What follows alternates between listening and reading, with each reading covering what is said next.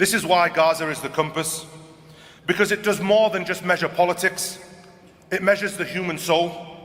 Gaza is the line between the truth and the falsehood, between justice and oppression, between humanity and barbarity. Gaza is the mirror in which the world sees itself. If you look at Gaza and feel nothing, it reveals who you are. If you can justify Gaza's suffering, it reveals what you have become. Gaza strips away the illusions. It unmasks nations. It tests faiths. Allah tells us in the Quran, and we will surely test you with something of fear and hunger and a loss of wealth and lives and fruits, but give glad tidings to those who are patient. Gaza is that test. It forces us to choose not with words, but with deeds. And it asks each of us, will you stand where the oppressed stand, or will you turn your back and walk away? I was in Gaza when 4 hostages, Israeli hostages, were rescued and the world celebrated. Yet on that very same day, more than 1,400 Palestinians were killed and injured, and the world looked away. I was there the night that the ceasefire was shattered, when 200 children were killed in an hour. I have seen babies die in their parents' arms, not because the medicine didn't exist, but because it was deliberately kept from them. And yet, despite it all, I have also seen strength. I have seen dignity, the unbreakable spirit of a people who refuse to surrender their humanity, even when the world denies it.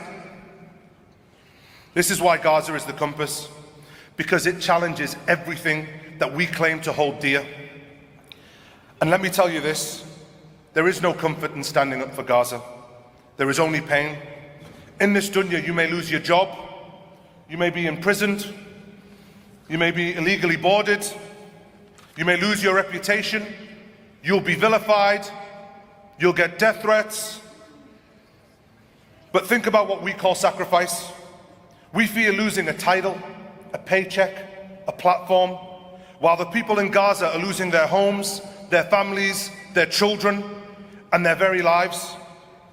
We count the cost of speaking, yet they are paying the price of silence with their blood.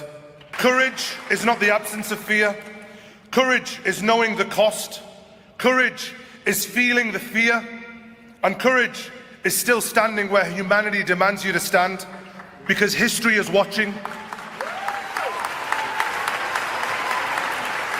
Our children will ask us, where were you when Gaza was burning?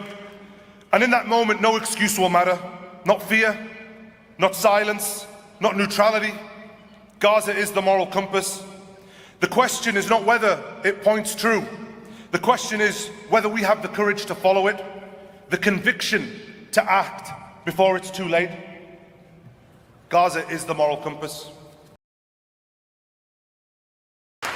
And we have not stopped sailing, even though Israel has arrested and injured and killed our colleagues and comrades. And what has the world done? The world has continued to allow them to get away with it over and over and over again. So of course now they can commit a live stream genocide and boast about it and post about it, and their leaders can openly talk about starving an entire civilian population, because our governments have allowed them to believe that they are no accountability, that they can act with total impunity, and it is up to us to stop that.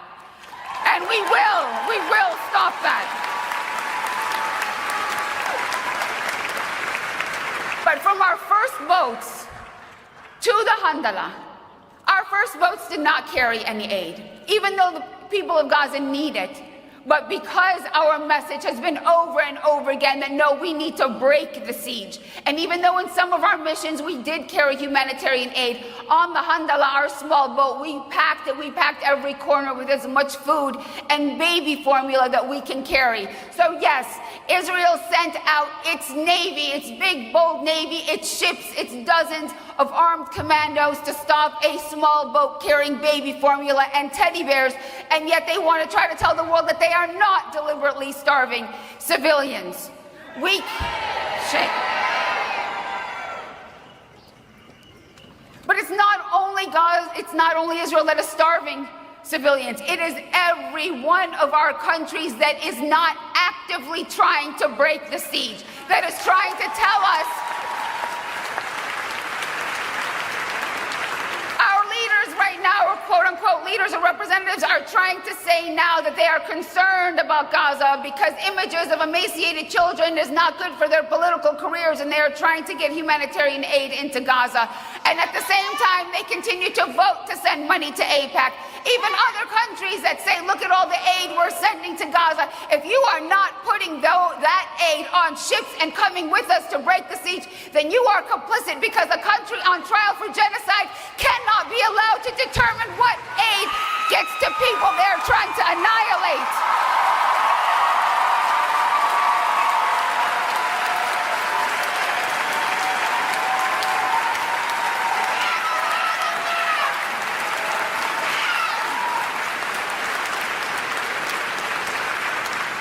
We will not accept what the United States and Europe and Israel want us to accept. A country on trial for genocide gets to decide what, if any, aid gets to a people they are trying to annihilate. That is a world in which none of us are safe. They want to destroy international law. They want to eradicate any kind of protections for humanity. They want might to rule, and that is one in which we are not safe and our children are not safe. So we are up against a fight that we must win. We must win.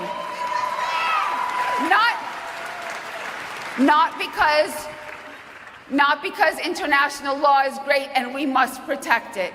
No, but we must show that the power of the people will prevail. The power of the people will prevail. I know I'm running out of time, so let me just say, Gaza is our compass because it points us to the truth. Freedom can't be won in isolation. We know that. We know when we are fighting for Gaza, we're fighting for ourselves. We're fighting for a world where no people live in cages, under siege, under the boot of militarism and fascism. If we want liberation in Palestine, we must also fight for liberation in Atlanta, in Standing Rock, in the Congo, in Sudan, at every border, from every river to every sea. All people must be free.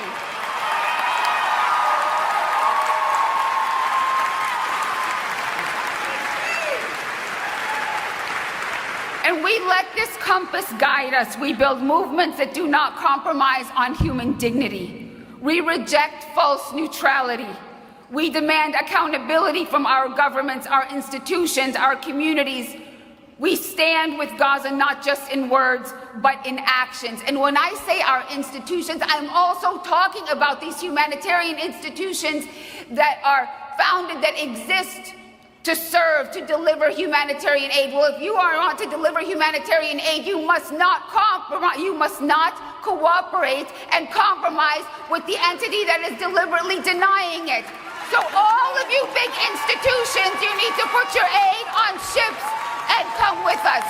Not wait at Rafah for Israel to allow you to come in. No, Israel has turned Gaza into an extermination camp, and we need to tear those walls down.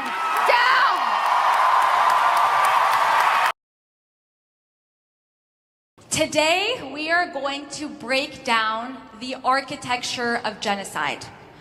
We did this presentation as a way to not just document, to not just witness, to not just grieve, to not just commemorate, but to activate, to organize, to mobilize, because we are witnessing one of the most gruesome and horrific acts of our lifetimes. And we bear responsibility in the diaspora, whether you are from America or Canada or Europe or across the globe. Our governments are complicit in this genocide.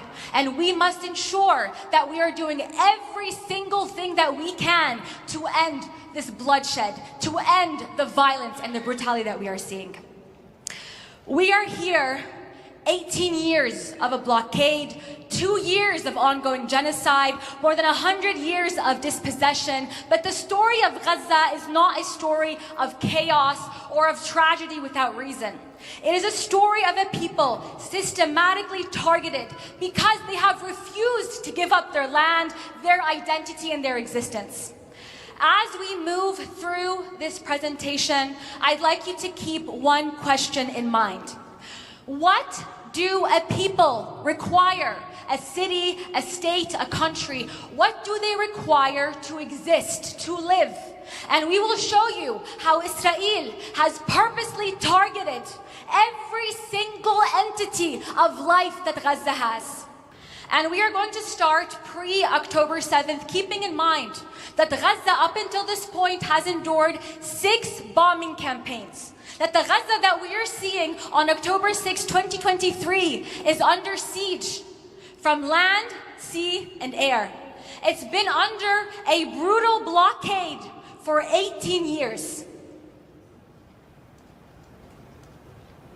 Fishermen in Gaza cannot even fish in their own land. If they go 6 nautical miles outside of Gaza, they are bombed, they are targeted, they are attacked. Over here, we have the Erez crossing.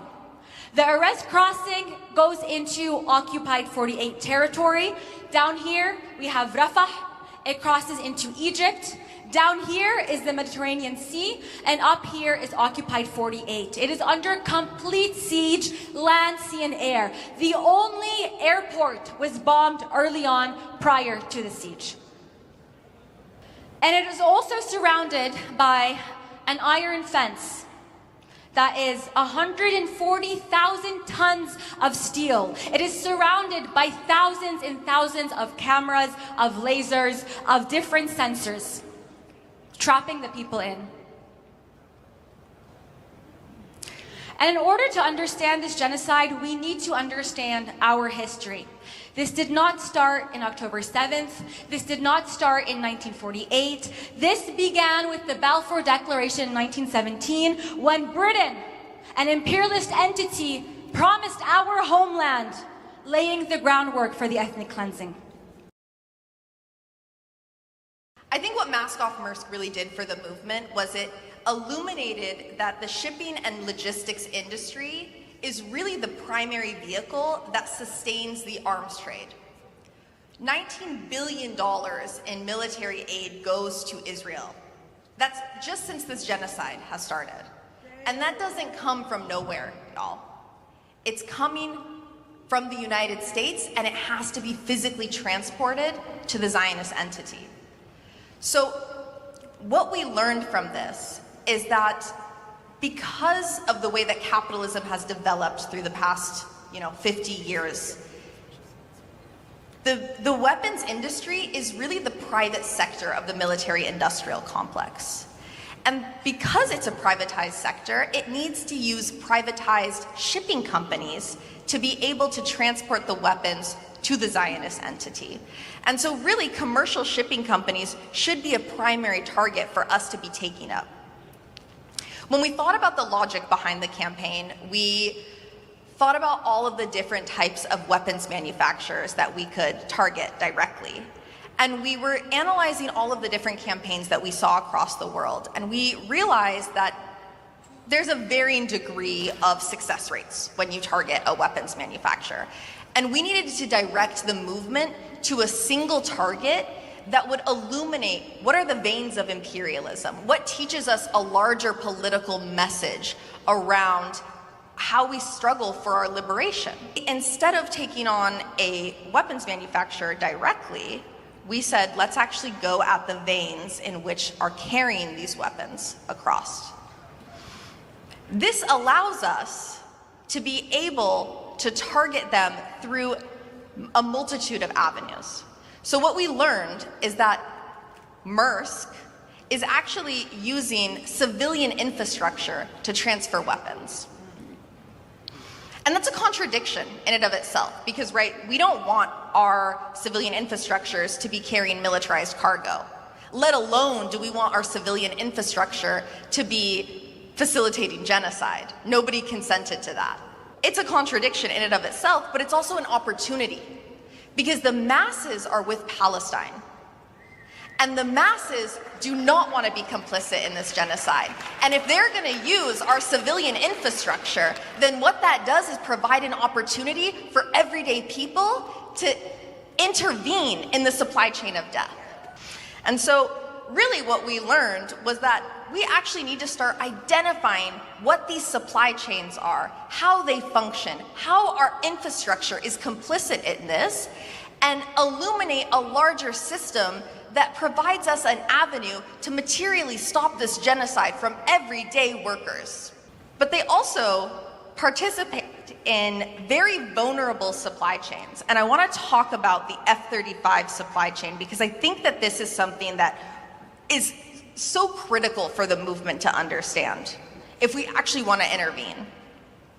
So the F-35 supply chain, or the F-30, let's start with what's the F-35.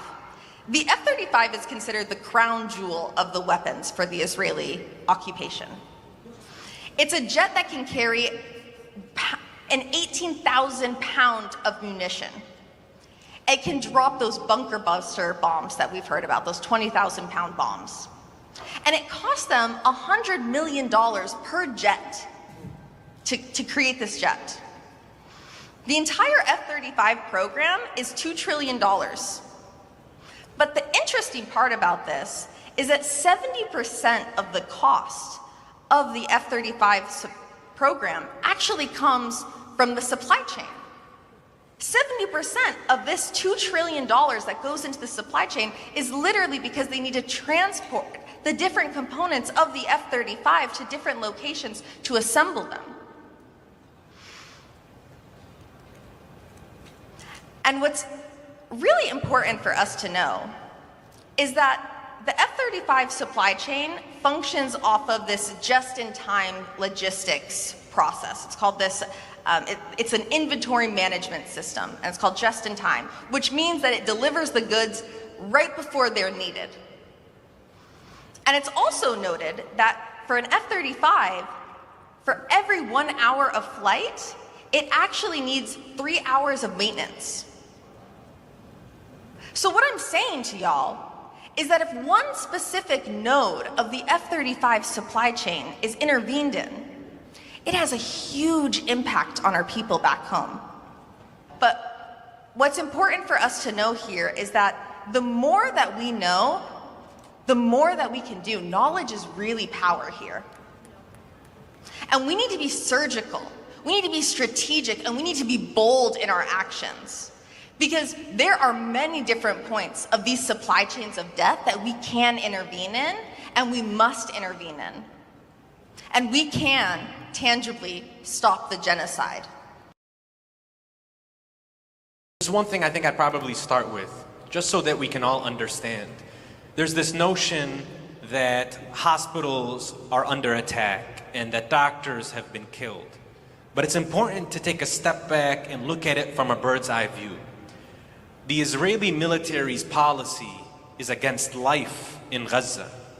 They are attempting to make sure that life is not sustainable and that people cannot remain there. And so if you look at any sector, it's the way that that policy is being manifested by the Israeli military that you see the devastation that we see.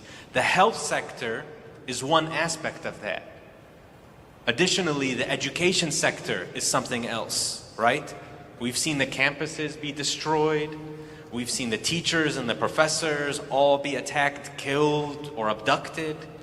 We can look at farmland in Gaza, preventing people from having the ability to have their own way to sustain food and the access to food. Look at water, the way that water is being attacked, water infrastructure. And so there's a couple of things that I think is important for us to take a look at. First and foremost, what does the process look like? Gaza has been under siege long before October 7th. How did doctors function in Gaza? How did hospitals develop? Well, what I can tell you is that our Palestinian colleagues on the ground in Gaza, like Dr. Adnan Bursh, who was tortured to death, who we mentioned in the introduction, did this incredible job their sheer will of pushing forward healthcare in Gaza. These doctors and nurses and first responders that you see in Gaza are world class. I've been going to Gaza since 2009. I can tell you, and I'm a assistant program director here in the United States. So I work with trainees and medical students and colleagues. The quality of physicians and nurses in Gaza is incredible. Final example, the story of Hind Rajab, the two paramedics, Ahmed and Yusuf, hopped in their ambulance, got permission. We're told this is our car, this is where we're going to go. We are going to get Hind. This is the time we are leaving. Here's who we are. We work for the Palestinian Red Crescent. And when they were 50 meters away from the car of Hind Rajab, an Israeli missile struck and killed both of them. These are across time and space. There is a purposeful attempt by the Israeli military to make sure life cannot exist. And every single traditional norm that had existed for decades has been ignored. But it's not just that they violated these norms, it's that there has been no accountability. And I feel that that's where all of us in this room can step up and rise to the occasion. That's where we can make an impact, is to confront the perpetrators of these injustices in a way that they cannot rest without seeing us, without us showing them the pictures of Ahmed and Yusuf and Hind and Dr. Nahid and Dr. Mahmoud and Dr. Marwan al-Sultan and all of the people who have perished over the last 22 months. It's the best way that we can honor everybody that's been killed, and it's the only way that we'll be able to achieve accountability. Thank you. What we're dealing with today is a genocide that has been imposed on the Palestinians not since 1948, but since 1917. And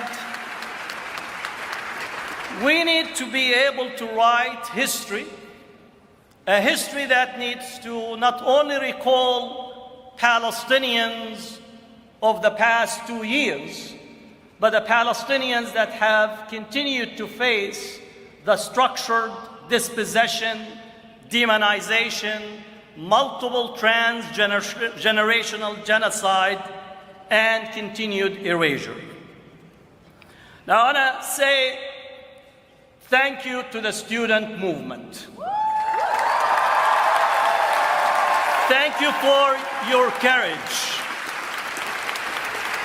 Thank you for putting up with the multiple layers of complicity and co-production of genocide. You are on the correct side of history. And in the same way that the students in the free speech movement, in the anti-Vietnam War, in the anti-apartheid solidarity movement and Central American solidarity movement, the students were demonized, arrested, harassed, prevented from some completing their degrees. History remembered them, and history books, cafes, murals, art exhibits remember them, but not the chancellors, the administrators, the chairmen, the police, those who arrested them. They are in the dustbin of history. Y'all, this incredible, beautiful city that raised me makes me emotional, because you need to know, this is the city that sent the granddaughter of Shama Dajani from Beit Hanina, the granddaughter of Muftiya and Isa Abdullah from Beit Ur al-Foka. They sent this granddaughter of Palestine to the United States Congress. Detroit sent the descendant of Sidi Abdullah, Isa, who wouldn't leave his land even after they shot him multiple times. They thought they could kill us, rape us, imprison us, violently uproot us from our olive tree farms, starve our children to death, and we would disappear. Well, guess what? Now we're in Congress, and we're every corner of the United States. Y'all, they just don't get it. They just don't get it. They will never truly comprehend, Ya Jama'ah, even after 7 decades, that we aren't going anywhere. We are just getting started.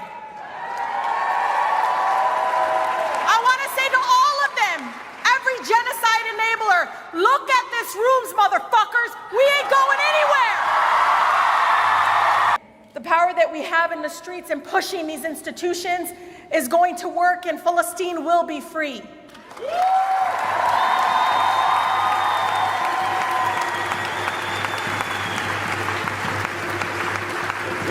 As you all know, many of you are organizers yourself. You know that in every room where we can't have the people we're fighting for here, we want to bring their voices here. Many of you may or may not heard of Munira al-Najjar from Gaza. Her letter is so incredibly powerful. It has reached so many people. So I'm bringing Gaza into the room by me reading her letter, her poem, her words. She said, to every mother who wakes her children with a kiss and sleeps peacefully to the sound of their laughter, to every mother who packs a school bag or waits by the window for her child's return, I write to you from a place that no longer resembles life. I am a mother just like you. I only dream to see my children grow, to prepare them a meal without first counting the airstrikes, to dress them in clean clothes that doesn't carry a scent of smoke, to let them sleep without asking, when will the war end? Or why us? In Gaza, we do not live, we wait. We wait for bread, for water, for the faint signal of safety. We wait to count our children every evening and tremble at the thought that one may be missing by dawn. Mothers of the world, she says, we do not ask for your pity, but for your witness. We do not ask for silence, but for your voice beside ours, so that your children, when they grow, will know that we had children too, that we had arms and hearts and fears, just like you. Let the world remember that in Gaza, mothers still give birth under fire, raise children in tents, and teach them that love survives even in war. From my small tent, I write to you with the voice of every mother who endured, every mother who grieved, and every mother who still dares to dream of peace. Well, I want Munira to know in this room, we see her, we hear her, and we say, free, free Palestine.